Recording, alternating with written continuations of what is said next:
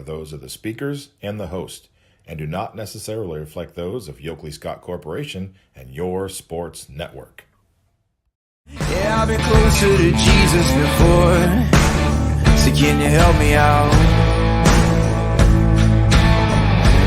Oh, can you help me out? Am I on my own? Am I on my own? But can you help me out? Am I on my own? Am I on my own? But can you help me out? Can you help me out?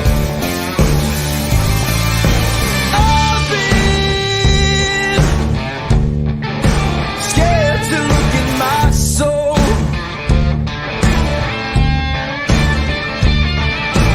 I've been afraid I would follow the road.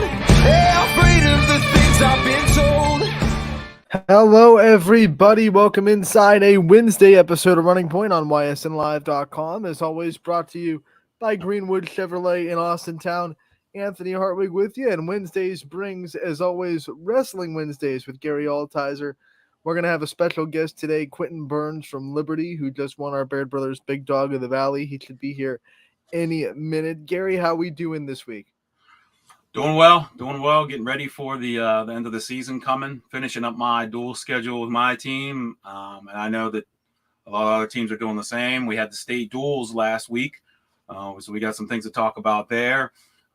I know everybody's trying to rest up, get healthy, and get ready for a postseason run. And I know it's the end of wrestling season when I walk out of practice and it's still light out.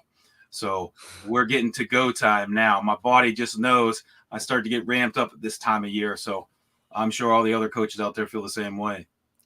While we wait on Quentin, who is the newest winner of the Baird Brothers Big Dog of the Valley, I want to ask you from a wrestling coach's perspective and from just a fan of area wrestling, what's it been like for you to see wrestling take its own spot in the Big Dogs polls and to see all these communities come out and support the wrestling teams every week and to see the voting numbers be as high as they are for wrestling?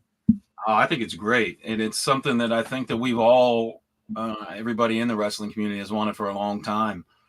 You know, it's, I think it's the seventh most popular high school sport in the country, sixth or seventh, something like that. So it's not mainstream as much as football and basketball, but there is a tight-knit group of people who really love the sport. And with MMA being what it is now, more and more of college wrestlers and high school wrestlers getting into MMA. It's nice to see this. And I think that there is enough people out there that these kind of things will take off and continue to flourish. We love shining a light on our wrestlers, and we're going to do one now with Quentin Burns, the latest Baird Brothers Big Dog of the Valley winner from Liberty. Quentin, thank you so much for taking the time to join us today, bud. Thank you for having me. Like we said, you are the latest winner of our Big Dogs of the Valley poll. First question is, what's it mean to you to know that your community came out and backed you? I know you had a great social media campaign, not just you, but your school's athletic pages were sharing it all the time. What's it mean to you to have a community that comes and backs you up with all the votes that you got? It means a lot to me. My home school is Liberty, but then I also go to TCTC, so like meeting people here and them all voting for me helps a lot. And then it's just great to know that I have people that support me and motivating me to do good things. Hey, Quentin. So I always start off our interviews with wrestlers with an important question that I think every wrestler can relate to. So you're having a great season this year. Who's your drill partner in practice? Who pushes you in practice? Who makes you better? What makes them a good drill partner? What do you like about them as a wrestler? So my drill partner, his name is Evan White. He's 120. What makes him a good drill partner is he like keeps pushing. So every time I take him down, he's already ready to get back up so I could keep doing moves. And he gives me like different looks and everything. You're a senior, obviously, so you've gone through the years of having drill partners again and again and again, and you've been a drill partner as well.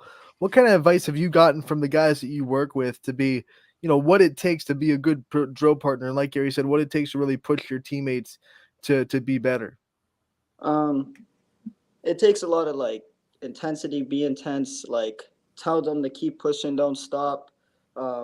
if they're doing the move wrong or if they need help, show them where to help them at and where they're going wrong and how to fix it. So a little bit different things in Liberty this year. We know Hades moved on to Boardman. Ryan took over. Ryan been a part of this Liberty team ever since I've been a coach. This is my 8th season. A very familiar face there. Did much change with you guys in that Liberty room? The dynamic much different? I would imagine with Ryan being there this whole time, things are probably pretty much the same. But just curious if things are any different now that Coach Hades moved on to Boardman.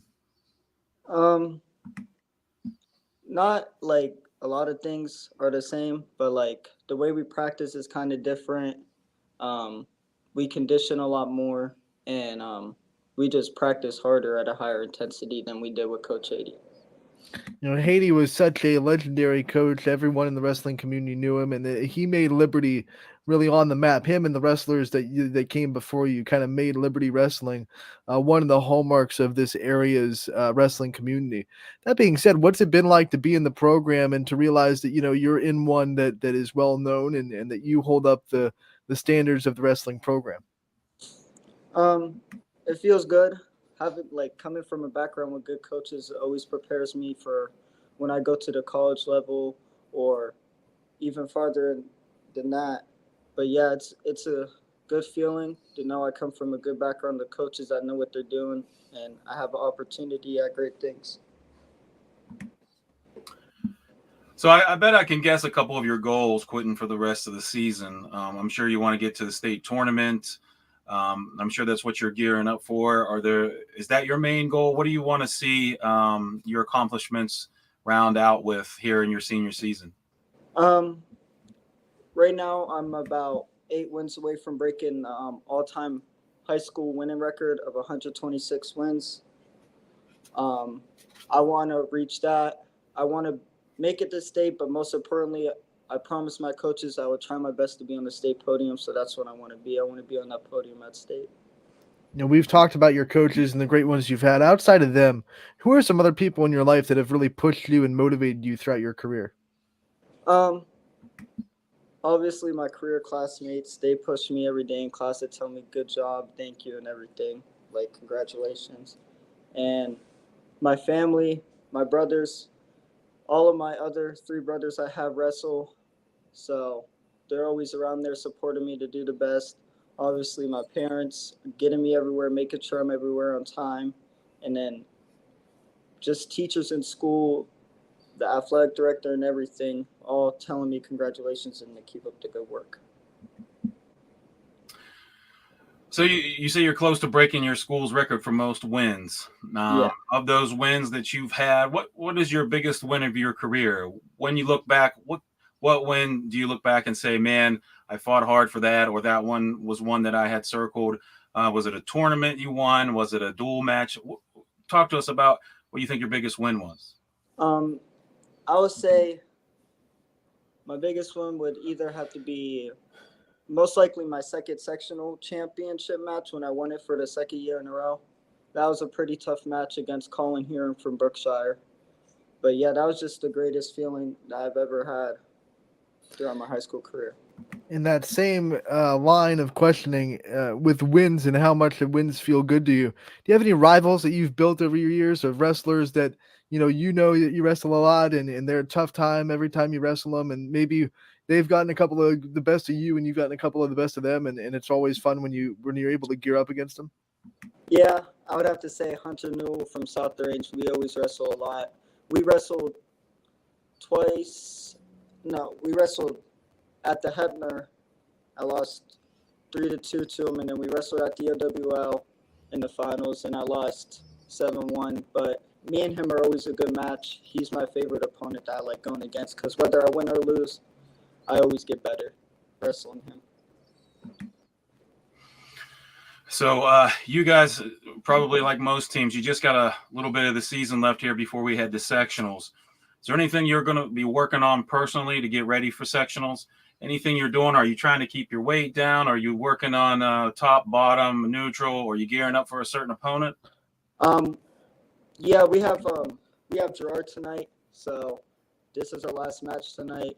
Yeah, I've been trying to keep my weight down. I have to cut a little bit, but we have Gerard tonight, and I'm gonna work in like all positions. I'm gonna see what works and what doesn't work on all positions of the mat. So we'll see how it goes. Since today is match day, take us through your typical routine on a match day and what kind of things get you in the right mindset to go out there and wrestle on the mats. Okay, so usually we go to the blockhouse and we check our weight there. And then after that, we get everything together and then we get on the bus. Usually by then I already have my music in, my AirPods in. So all the outside noise is just out of the way and I'm just focused with my music and focused on what I want to do in the match, what I need to work on, how to like vision my match myself. And then when we get there, we weigh in and then by the time we're warming up, I like to warm up with the moves I use in a match. That gets me prepared, so I know openings for those and when to take them in a match and stuff. Okay, a couple important questions since you brought it up. 2, 1, what song do you like to listen to pump you up? And 2, what's your favorite post weigh-in meal? What is the thing you go to eat? The song, I mean, I have a variety of songs. The main one I probably listen to right now would probably be let's see. I would say Dreams and Nightmares by Meek Mill. That's always a good song. And then my post after weigh-in meal, I really love peanut butter and jelly sandwiches. Go for it. I love it. That's a classic. You can't be as successful as you are without going through some sort of adversity in your career. What do you think is the biggest form of adversity that you've faced and how did you get past it? Definitely cutting weight. It's always a struggle for me since I'm so lean, so I don't sweat as much as other people. So it would have to be definitely cutting weight. Speaking of cutting weight, that's a good topic. We talk about that a lot here on this show. So you say you have to cut a little bit. Do you like to go gradually throughout the week? Or do you do it a day or two before your match? What do you do? You know, you've probably been doing this for long enough. You have some kind of routine that you follow. Yeah, I follow a diet. So basically, like the weekends, I would eat really, really good. And then as soon as like Monday hits, I slow down and go on my weekly diet of only so many calories. And that way, like each day, the weight just gradually drops to where it needs to be. So you said it before, and we could see it behind you that you go to the TCCTC as well as Liberty High School. What are you going there for? What kind of things are you trying to get interested in that career center? I go there for exercise science and sports medicine. So basically, anywhere from being a physical therapist to an athletic trainer. So we learn how to like assess injuries and like know what injuries happen and how to heal them and stuff. What's it like staying connected with Liberty High School and all the teammates that go there while you're also going to the career center? Because some of them do go here with me, so like they also feel connected, and then just seeing my team every day at practice, it's like they're a family. So like I know I'm gonna see them, and I know they have my back. Okay, another important question that we don't talk about enough. What's your favorite wrestling shoe? I wouldn't really have one, but I would probably say Adidas. Yeah, good brand. Do you have any superstitions in your wrestling routine? No, not really. That's good. That means he doesn't overthink things. Exactly. Yeah. So is when there we talk about the mental aspect though of wrestling, because Gary just said you don't overthink things. Talk about your mental mindset in wrestling. We always talk about the physical aspect of you and cutting weight and all the physical stuff, but what about the mental aspect of your game and how you're able to stay mentally strong through a match? I just tell my mind just to keep going. It's gonna pay off in the end. All the hard work pays off just to keep pushing.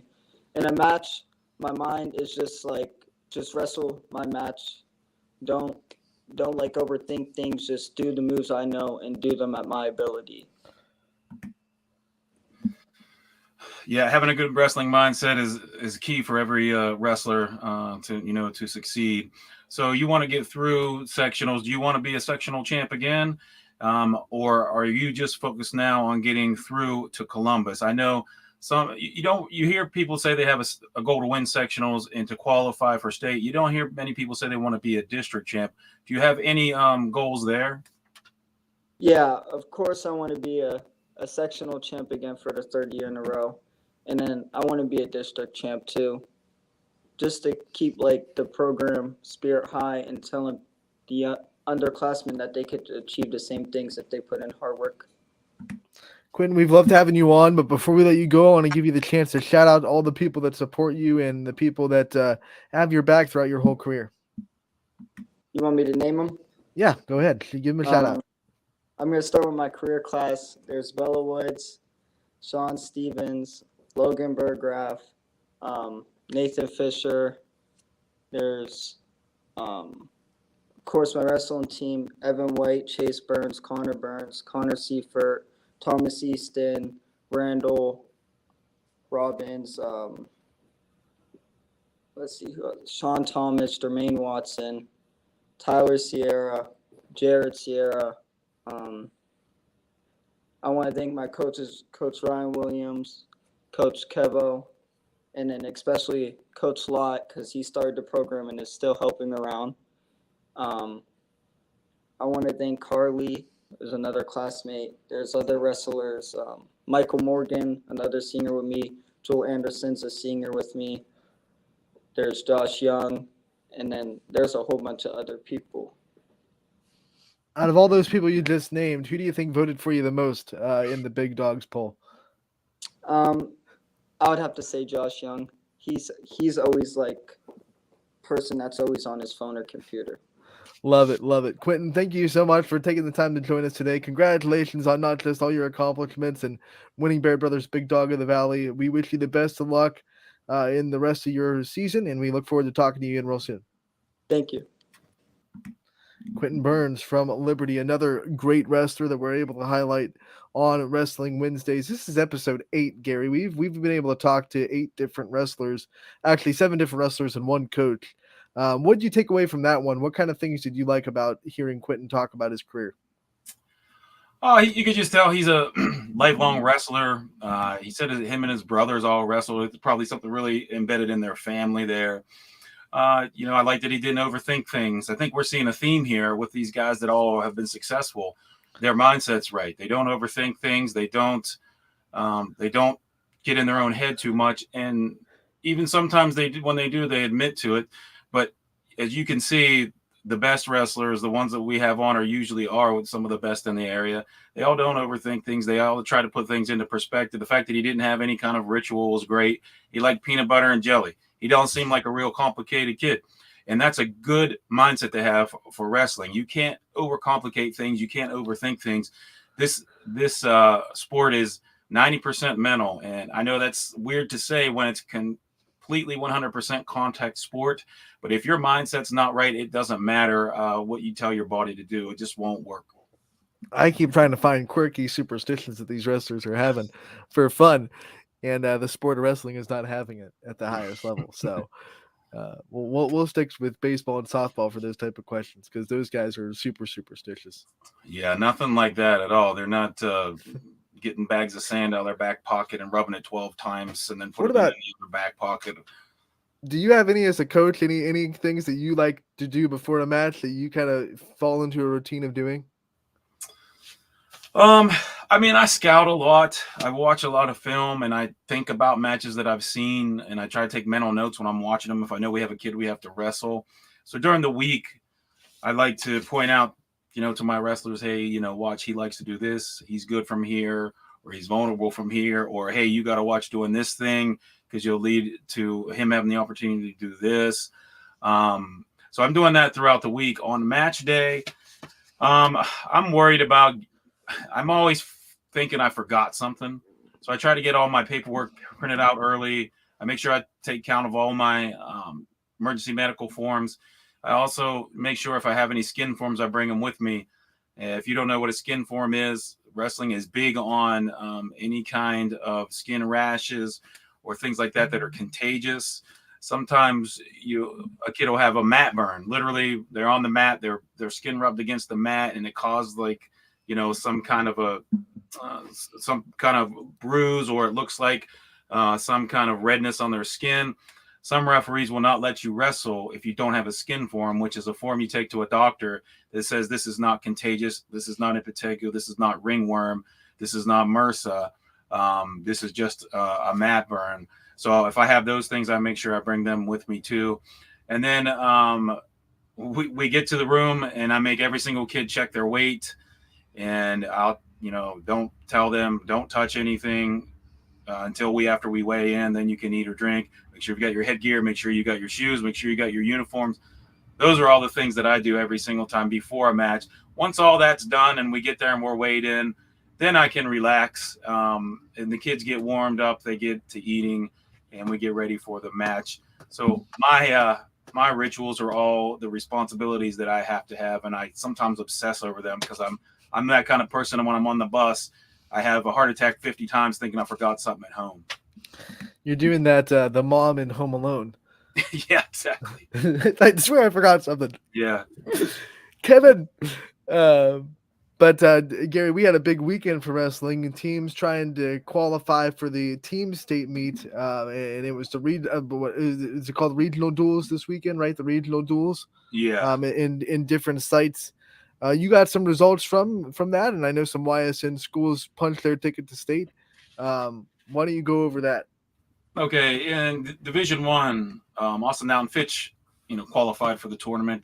They unfortunately drew Aurora. Aurora just moved up to Division One last year before, but they're a really awesome wrestling school. They went down 57-12 to them, but they did let them wrestle in a consolation match against Highland. Fitch was able to come up with a win, 43-34. In the Division Two Steubenville regional, West Holmes took out Beaver Local in the first match, 39-27. But the Beavers came back in the consolation round and won 48-31. In the Perry regional, Canfield was able to get a win over Howland in their first match, a close one there, 42-36. Louisville, same thing. They wrestled Salem, 45-27. Salem, good showing there against a tough Louisville program.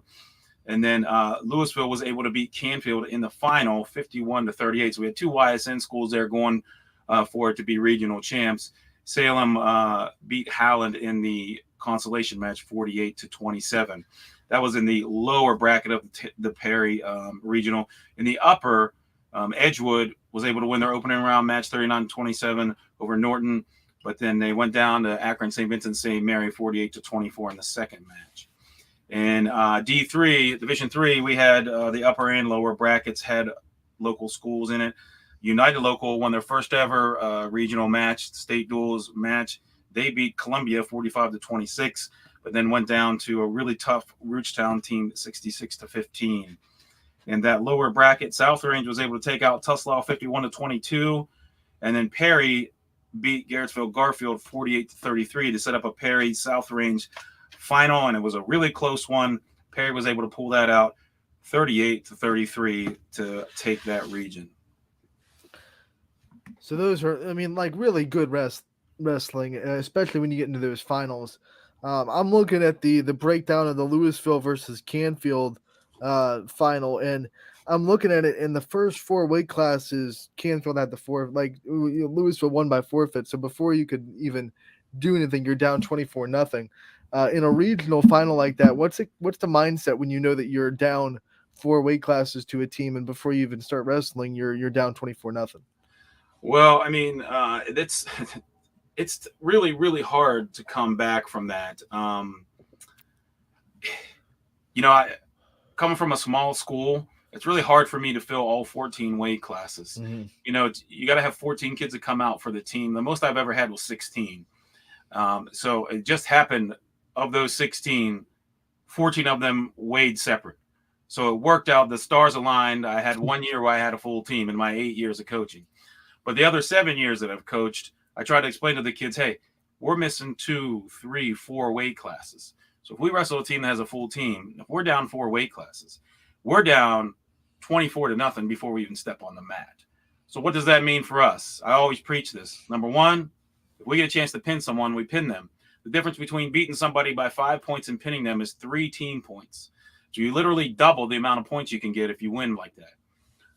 If you can't pin them, you want to tech fall them. 15 points or more, you get 5 team points. Or a major, between 8 to 14 points, you get 14 points. Just a regular decision, which is 7 points left, is only worth 3. So I try to preach bonus points. And then the opposite of that, hey, if we're losing, we don't get pinned. You don't get pinned no matter what. Even if you get tech followed, you're saving us 1 point. If you only get majored, you're saving us 2 points. And if you can stay within 7, you're taking 3 points away from them. And that has worked well for us in the past, where if I preach to a kid, hey, I know he's got a big match. It's against a kid that's more experienced, that's tougher, that he's already lost to. Well, we're going to keep it close at bare minimum. We're going to try to win. But if not, if we keep it close and we chip away 1 point here, 2 points there, 3 points here, maybe we steal a win, we're right back in that thing. So I'm sure that's the mindset that the Canfield coaches had. Yeah, and you look at the rest of the match after 24-0. Canfield won the 136, so it was 24-6. But then Louisville won the next 1, 2, 3, and we're up 39-6 before Canfield won to make it 39-12, 39-18, and then Louisville. I think this is probably if they weren't clinched before that, the win in the 190 really clinched it to make it 45-18 with what 3 wrestlers left. So Louisville just with that kind of advantage off the jump and how good they are in their other weight classes, of course, it was almost a way too hard of a mountain to climb for Canfield to come back with that. Yeah, and I'm not sure how they ran the tournament. I'm guessing they didn't start at 106 for every single one of these. Right. For regular duels, they'll have these little chips, these little pucks that have the weight classes on them. The referee or whoever will draw out of that bag what weight class you'll start at. I imagine they probably started at 106 at the very first duel, and then they would start at 113 the next one so that everybody had a proper amount of time of rest. I don't know. With this many forfeits, you're looking 1, 2, 3, 4, 5, 6. I'm betting that they started somewhere where we see somewhere around 132 because there's 1, 2, 3, 4, 5, 6, 7 straight matches before a forfeit. They probably started there and worked back. And sometimes you'll see teams, if they know they can't win or they know they can't lose, they'll forfeit out in these state duels because they don't want anybody hurt going into the next round. I actually misspoke. Canfield forfeited 3, and then they got pinned in the 132 to go 24-0. So when you forfeit 3 and then you get pinned in one of them, that's why you're down 24-0. Right. Yeah. So, it's a tough road to climb, but still they did, even with the forfeits, they did well. 51-30, they were able to get to the finals there. They did well. Salem, again, having a good season, able to get a win there in the consolation over Howland. It was a good showing there by these YSN schools as well. And the South Range losing a close one there in that regional final. I'm sure they're not happy about that. But to be able to reload after a year like they had last year and even get there shows a lot. And really that was 38-33 was the final. You have one decision that goes your way. It didn't. So a 3-point win. Had South Range been able to pull off a decision in one of the matches that they lost, they would have won 36-35. So that's how close that was. And then the guy that on Louisville that we always watch is Dominic Kofarth, who's the reigning state champion in the individuals. He got a pin as well, and I think Louisville undefeated as a team. So they're good. What can you say? They're good. They've always been good.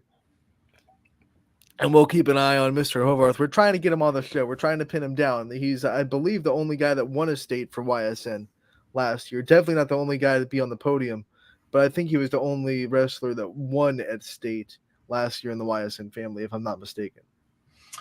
Yeah, he was the lone state champion. I think we had at least one other finalist. South Range had a finalist there. I'm not sure if we had any other finalists. We had several placers. But yeah, he's the lone returning state champion, and I'm sure he's going for 2 in a row. I'm sure that's his mindset right now.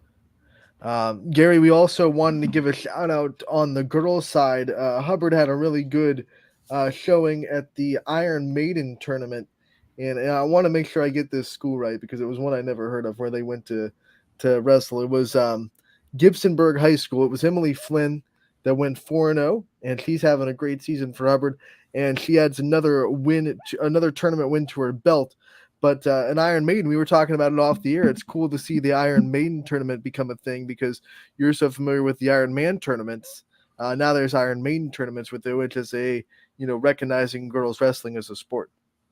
Yeah, I'm not up much on the girls side of things, but I'm guessing with that name, they decided to go with Iron Maiden. That it's probably a pretty difficult girls tournament, and just again to see the sport grow with the females is just great. It's exposing a whole new portion of the population to this this wonderful sport, and I think that it's going to help with the boys too, because there's probably going to be now little brothers seeing their big sister wrestle that are going to get into the sport, as opposed to the opposite of that's been happening in the past. I can't wait to hear a kid say my big sister wrestled, so now I want to wrestle. I think that's really cool. I think it's great, wonderful for the sport, and I think it's time way overdue.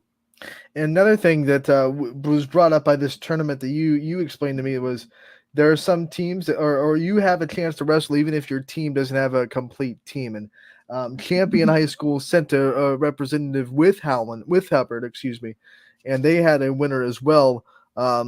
Olivia Karam won from Champion High School, but she was listed as a teammate of Emily Flynn from Hubbard. So you were explaining to me that if your team's doesn't have 7 wrestlers, and you can go and practice with other high schools teams. Yeah, I'm just guessing that's what they meant in that article, because I think Champion only has the one wrestler in their school, and she's it. So the OHSAA says if you fill less than 7 weight classes, 7 is half of the 14. If you fill less than half of the weight classes, you can practice with other schools. I know that New Middletown Springfield did that with South Range for a while. They had a handful of kids probably for a 5-year period. Not 7. I think the most probably ever had was 4 or 5. They always practiced with South Range and traveled with South Range, but they wrestled for their own school.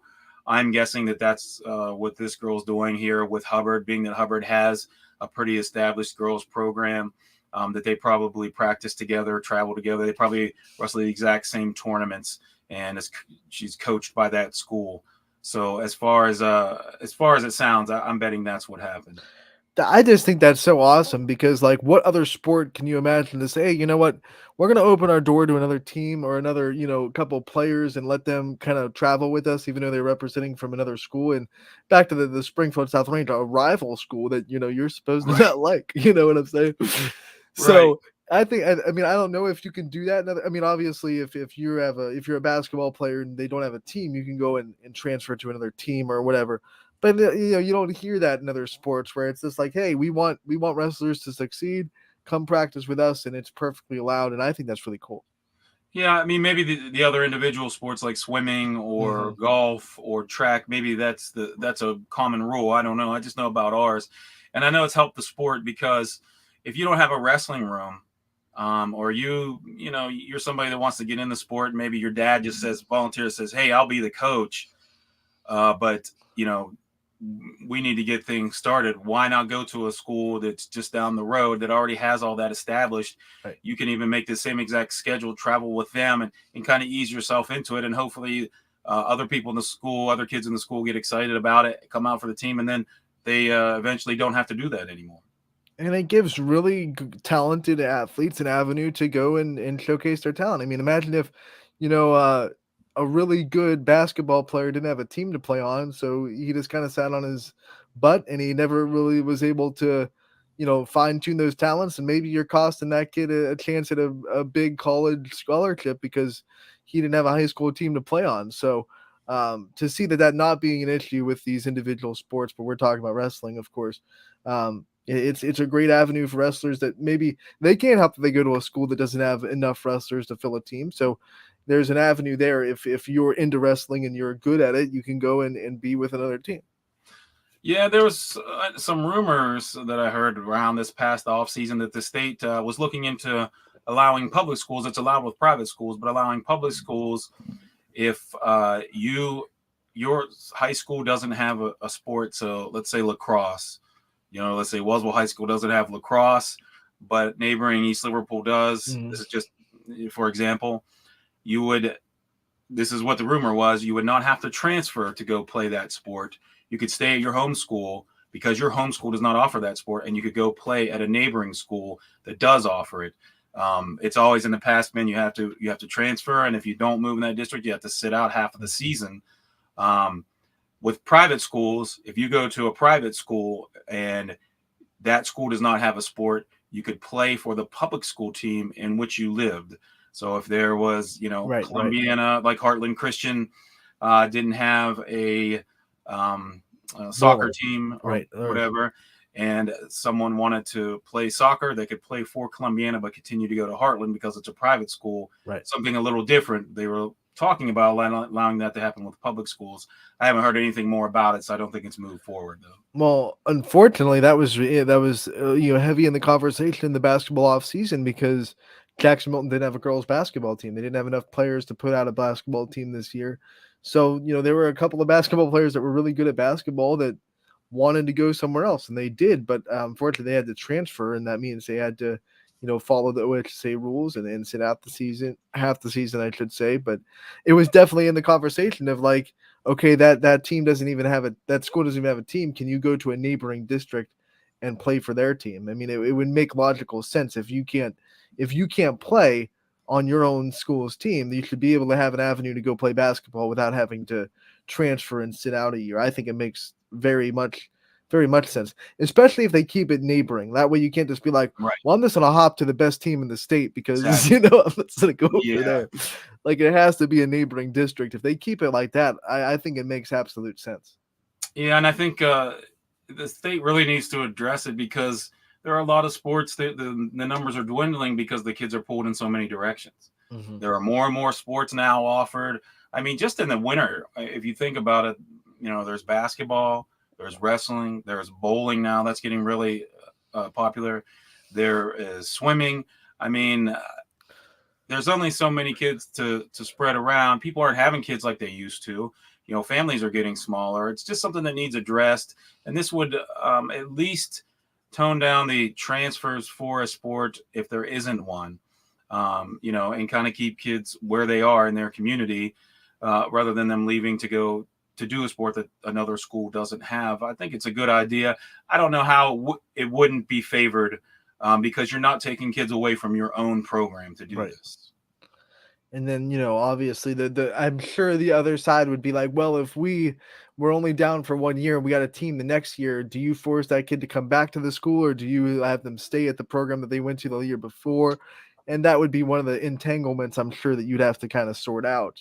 Because, obviously, like, for example, I'm sure Jackson Milton is hoping that by next year they have enough players interested to restart their girls basketball team. So the question would be, if someone left this year to play in a neighboring district, would they come back to Jackson Milton or would they stay at the program that they left to go with, and then that gets kind of wonky. But other than that little entanglement, I feel like it makes perfect logical sense.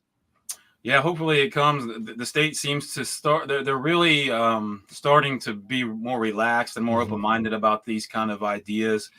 So I don't think it will be long. The world is changing. Things are different now than they used to be, and extracurriculars now have to combat with a lot of other things. This isn't the old days where you played a winter, fall, spring sport because you didn't have anything else to do. I mean, it wasn't the smartphones and there wasn't online Call of Duty, that kind of stuff. A lot of kids, I see a lot of kids working now. There's a lot of kids that have jobs too. I don't know if the percentage now is higher or lower, but they're just pulled in a lot of directions. And there's even an esports team. So there's so many things going on. I think that we have to evolve to make room for everything and to keep things healthy. I was about to say, video games aren't the lazy waste of time they used to be, because now you can go on Twitch and you can literally become, a influencer, if you want to use that word. Right. But you can make money either way, whatever you think of it. You can make money from other people watching you play a video game, which is just wild to me. But it's reality.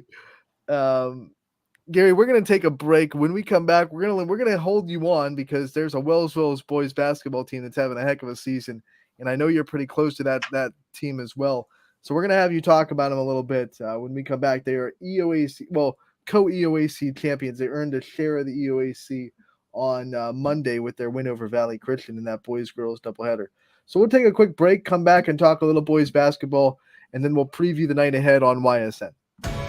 21 News delivers the news as it happens, using the latest technology from where it happens. Live here outside the Mahoney County. On air, online, Wednesday afternoon weather update. Very dangerous. and on the 21 News social media platforms. I'm on the road right now. 21 News, the Valley's only locally owned source for trusted news since 1953.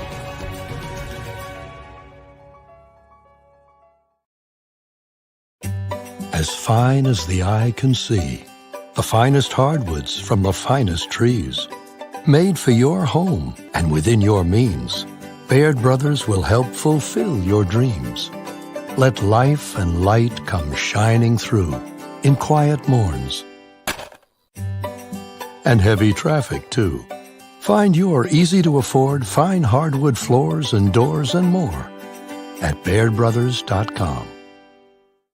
Every customer has a story, and at Greenwood Chevrolet, we are committed to making sure it ends with you in the right vehicle. I get to be part of somebody's adventure, whether it's buying a car for the first time, helping them get approved, or finding the perfect car for their budget.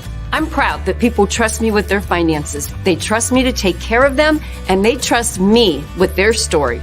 I'm Tracy, and I'm ready to go the extra mile for you only at Greenwood Chevrolet.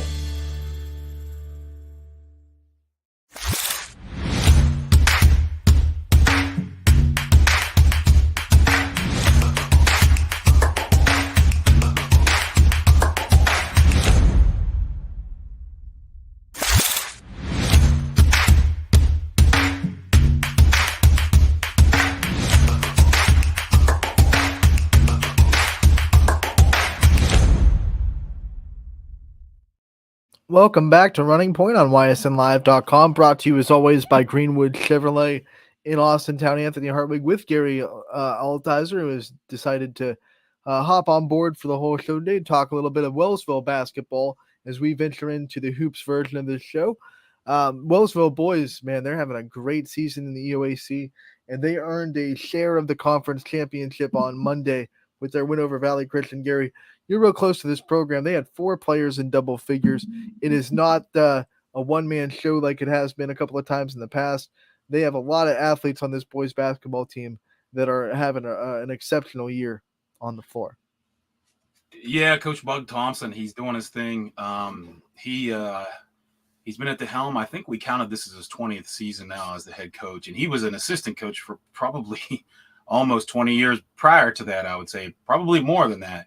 So he's been in Wellsville. He's been a Wellsville fixture his whole life. He graduated from here. He's done a really great job with our basketball program. This team, like you said, it's full of athletes. It's a senior-laden team. All of them are athletic. All of them get in the games. All of them chip in. And they're really starting to click now. They had some real bad luck at the beginning of the season. They had guys out for half the season. I don't think they had the full 5 starters probably for about 10 or 11 games this year. So their record isn't as good as it has been in the past. I think they're 14-6, something like that. But they're all healthy now. They're all playing together. They're starting to gel at the right time, which I think is great. They got a big win over Steubenville Catholic Central last night. Catholic Central had come in on a 9 or 10 game winning streak, and Wellsville won pretty comfortably. I think we won by 9 or 10 points. The day before that, they played Valley Christian in the boys and girls doubleheader, which is what gave us the league, at least a share of the league title. And that's the second year in a row that they've won that. And they do have, I believe, 2 league games left.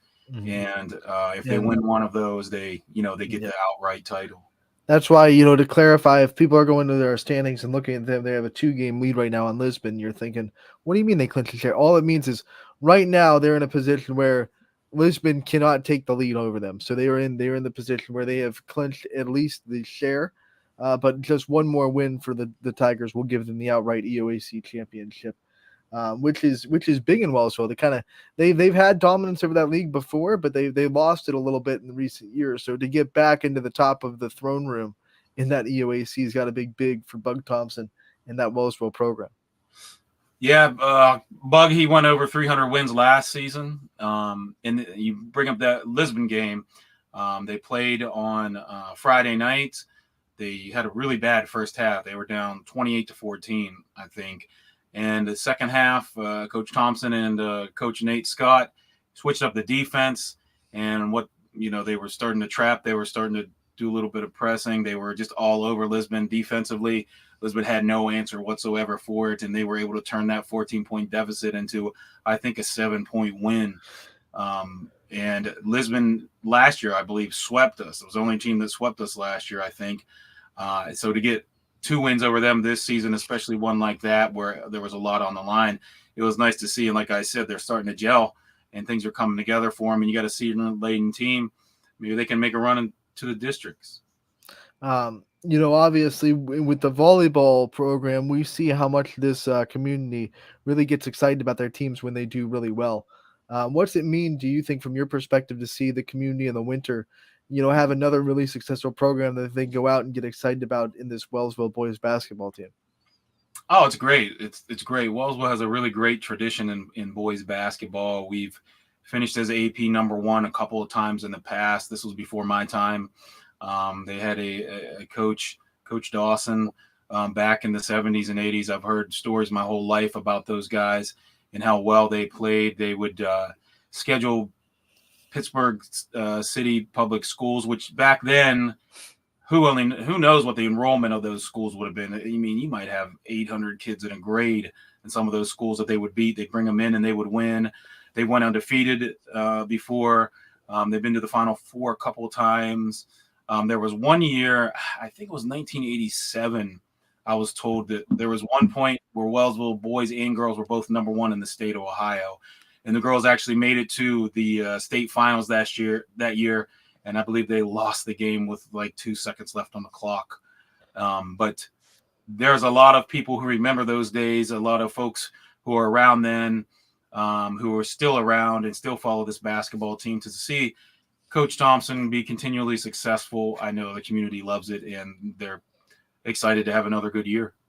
Wellsville has a non-conference game next on Friday. They will go to Edison, but then they will get back in the league as they'll try to, like we said, clinch the EOAC championship. That big game, I believe, is on Tuesday. I'm trying to see where. I think they have East Palestine, but with everything going on, I'm just wondering if that's going to get pushed. You're right. That might, from you, we were talking off the air. You're pretty close to train tracks yourself. How scary was it for you to hear about a train derailment, knowing that you live about, you can look out the window and see train tracks from your house? Yeah, so I'm in my upstairs office right now. If I turn my head, it's probably 50 feet from here is my front yard, the train tracks, and then the Ohio River. So anytime something happens with a train, that's what I'm always thinking of. And, it could happen anywhere. I know it was an accident, and it was, I think it was an axle failure or something like that. But I think about that sometimes, and I look about to see how close I am. Obviously, it was pretty scary to think about, and a lot of prayers for everybody in East Palestine, especially you guys that are in the studio all the time. DJ, Brian, Chris, all live in town there, so I know that the Figley and the guys that do the games, the Ysn was the first thing that came into my head. I'm sure DJ felt hopeless, being that he was out on the road doing something. So hearts out to everybody there in East Palestine, hoping that they can get this taken care of quickly and get back to normal. Yeah, I mean, one of the things that I've been really impressed with is this, and we're continually seeing this, and every time that one of our communities is hit by tragedy, whatever it is, other communities in the area step up. I was at South Range last night. They had the donation buckets out for East Palestine. You could put, perishable food items and water, and they were by far not the only community that was doing that. It was a call to action, and we see a ton of communities that's backing up a Youngstown area. We all kind of say we're from Youngstown, Columbiana County, Trumbull County, Mahoning County. When someone asks you where you are, you pick the city that's most known, that's close to you. So you probably say, I'm from, around Youngstown, Ohio. So this whole area in the valley has really stepped up and helped the community in need, which every time it happens just makes my day even brighter. And it's happened a lot since Ysn has been a thing. Every time, whether it be a small tragedy or a big tragedy like this, a train derailment, we see so many communities that step up and have each other's backs, despite, rivalries and competition. It goes way past sports. And that this is one of those subtle reminders that tells you that like life goes past sports. Oh, absolutely. On Saturday, we had to wrestle East Palestine there in the UAC, and Coach Hostetter there. He showed a lot of character by bringing his kids. He only had about half of them there because of what happened, but they came and they wrestled hard. And he said he was on his phone all night, and I'm sure his mind was somewhere else other than on a wrestling match. But yeah, I think that our Wellsville's fire department, volunteer fire department, I think that they went and helped as well. I think there was something like 27 different fire departments that went. So you're right, everybody's stepping it up. I think it's a great thing to see people come together like this. And thankfully, there were no casualties. And I know they're just still working on to get this thing cleaned up. And just remind you that in life, like you said, we talk about sports all the time, but in the end, who cares? It's not meaningful in the grand scheme of things. And we will keep our eye on all the developments. Definitely keep track of our friends over at WFMJ. They've done a good job covering this since the start. There will be a press conference today at 3 o'clock. That's why there will be no power hour today from 3 to 4, because we're keeping our eyes on the press conference and on the governor's press conference and seeing what developments we have to be said. Obviously, Ysn calls East Palestine home. Like our headquarters are in East Palestine. Gary just told you that three of our really big members of Ysn, Chris and DJ and Brian, they all call East Palestine home. So we're on pins and needles right now, just trying to see any positive developments and positive news that we can get. So there will be no power hour today from 3 to 4 because of that press conference that is going to happen at 3. But there will be games on the network tonight. Me and Richie and DJ talked about it yesterday. The show must go on. We do have other communities that have to be out there and have to be covered. So we will have basketball on tonight. It starts at 5:30. We'll have Middle Ridge traveling to East, traveling to Heartland Christian. 5:30 is the girls. These are all girls games, by the way. Edison will goes to Wellsville, so Wellsville will be in action tonight. Coy will be down there on the call at 6 o'clock. Berkshire will be at Garrettsville Garfield. The school broadcast network will have you covered in Garfield. Lakeview goes to Howland at 7. Noah Ricks is going to be on the call there. A big one in Fitch as they tangle with West Branch at 7 o'clock. Ty Bartell on the call in the Falcons Nest. Lordstown goes to Campbell Memorial at 5:30. Jefferson goes to Edgewood as they celebrate senior night in Ashtabula for the Warriors. And then obviously the East Liverpool and East Palestine game that was originally scheduled for tonight has been canceled. There is one boys game going on tonight. Brookfield will be at Newton Falls, and that'll be at Lordstown High School. And then we will have bowling on the network at 3 o'clock, Boardman versus Struthers. So we got a little girls basketball, a little bit of bowling on a Wednesday that you can check out at ysnlive.com/live for all the live events that we will have tonight. I have to, I'm going to be a little selfish here and give a shout out to the Wellsville girls basketball team. They sit at 11-10 right now, and if they get the win tonight over Edison, they secure first winning season in 6 or 7 years. Those girls have really battled a lot these last couple of years. They're starting to come together, and they're getting some wins. I got to watch them play Valley Christian the other night. They're playing well together, and I know that the community is excited to see them back having a good season. They just have a couple of seniors on the team, and their top 2 or 3 scorers are all coming back for next year too. So it's a shout out to them, and a shout out to the Wellsville High School bowling team who wrapped up another league title, their second in a row. I believe they sit at 16 or 17-2 right now. They just had a really great league tournament. I think they had 3 of the top 5 bowlers at the league tournament. So there's a lot of good things happening with that team and the girls basketball team here in Wellsville.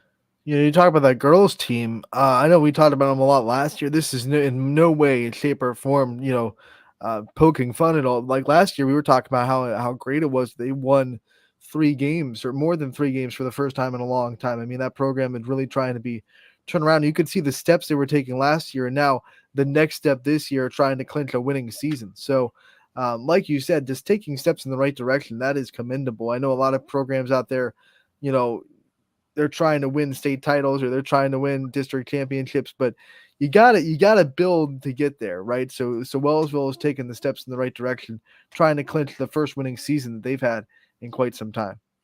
Yeah, the last year I think they won 5 games last year, and they lost a lot of close games. They were just, they were there. They just weren't able to get up over the hump. And this year they're winning those games. That's the big difference. Is you lose 5, 6, 7 games by 5 or less points. You turn those into wins. Now you're looking at a possible winning season.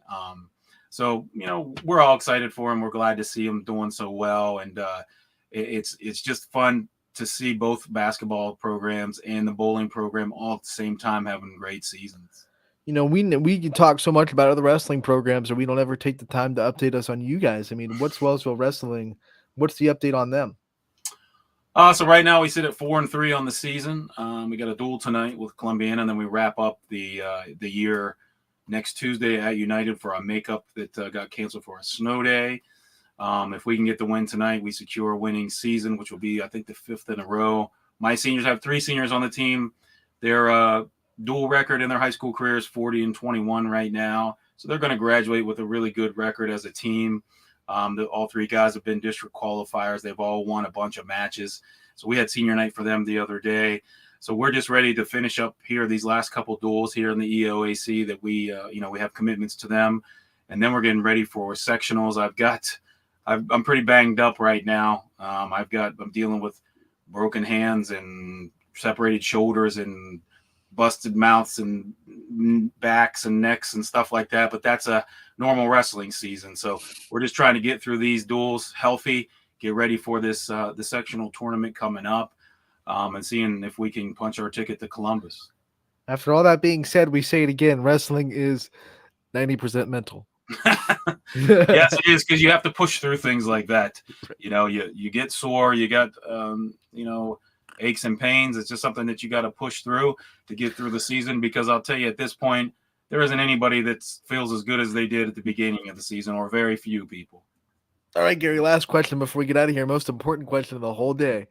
Who are you rooting for in the Super Bowl? Only one right answer. I have to pick one of these teams. I mean, I'm a 49ers fan, so I'm not a fan of either one of these. We lost the Super Bowl to Kansas City a couple years ago, and everybody saw that Philadelphia game where we were down to our second string punter at quarterback.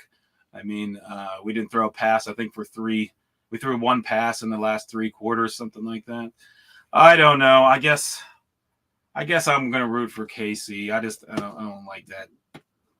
That Philly team is smoke and mirrors, if you ask me. They have a lot of good in the trenches, offensive, defensive line, and they got a great wide receiver, but I don't know. Had 49ers been healthy and things not gone the way they had, I feel like we could have been in there. Could have at least been competitive with a chance to win. I mean, I'm not going to sit here and say like they would have won that game, but absolutely, at least would have had a chance. Right. But if Mahomes is healthy, Andy Reid getting a couple weeks to prepare. Yeah, I know he lost to Tom Brady in a Super Bowl a couple years ago, but that game, they were this close on 15 game-changing plays. And somebody either dropped, there was a penalty. Mahomes there was one pass he made where he was like sideways. And lateral to the ground. He flung this ball, and it's like you're watching, and it's like, shouldn't even be allowed to have – he should not be allowed in the NFL. Because it's ridiculous. It's an unfair advantage. There were so many of those. Tampa Bay played a great game. But if Kansas City's clicking, I don't know. Jalen Hurts is going to have to play the best game his entire life, in my opinion. We shall see. Pray for me on Sunday. That's all you have to do. Gary, thank you again for taking the time to join us today and every week. This was episode 8 of Wrestling Wednesdays with Gary Altizer. We also appreciate you sticking around for the whole show today as we try to figure out how we're going to bring Scotty on in the future with us not having a studio at the current time. But thank you again for coming on and doing episode 8, and we'll see you next week for episode 9. Thanks, Anth. Had a good time. Talk to you next week.